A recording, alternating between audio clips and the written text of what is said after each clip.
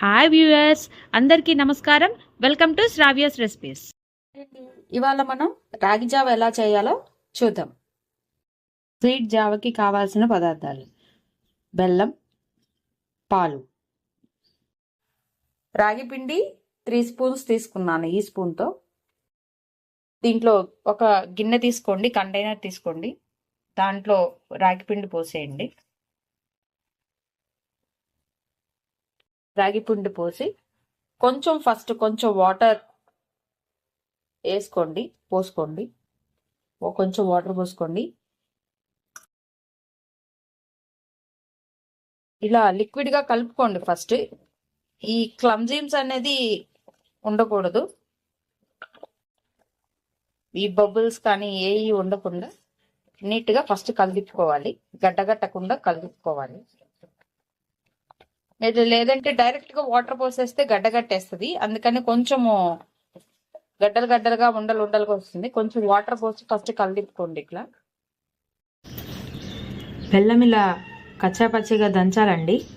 దంచుకొని ఈ గ్లాస్తో 2 గ్లాసులు నీళ్ళు పోసానండి. నేను 2.5 గ్లాసులు పోసాను. కలుపుకొని పొయ్యి మీద పెట్టుకోవాలి.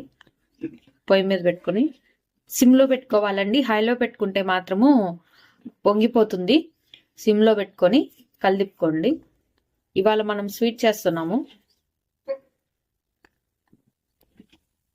ఇట్లా ఉడుకుతుంటది. మనకి ఎంత చిక్కదనం కావాలో అది మన ఇష్టం అండి. మనం ఎంత చిక్కదనం కావాలో చూసుకొని ఆఫ్ చేసుకోవటమే. ఇలా ఉడుకుతుంటది. పొయ్యి మీద జావ ఉన్నప్పుడే వేసేసుకోవాలండి బెల్లము.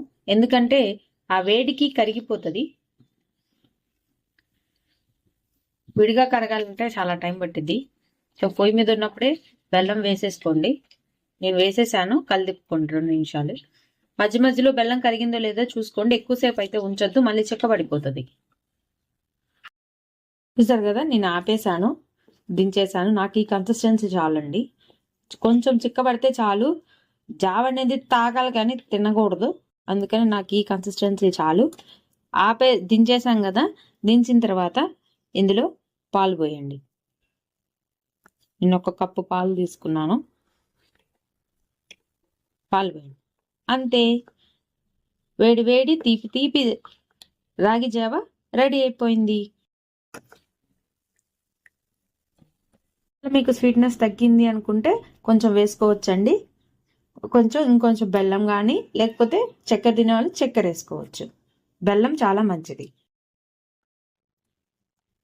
ఈ వీడియో కనుక మీకు నచ్చినట్టయితే ప్లీజ్ లైక్ చేసి, షేర్ చేసి, సబ్స్క్రైబ్ చేసుకోండి. Thank you for watching Sravya's recipes.